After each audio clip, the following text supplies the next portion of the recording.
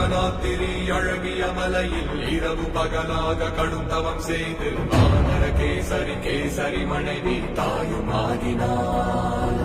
வாயுவின் மகனாய் பிறந்தானே, அஷ்ட சித்தியை அடைந்தானே, அஞ்சனாவின் புதல்வன் ஹனுமான் பாரடா.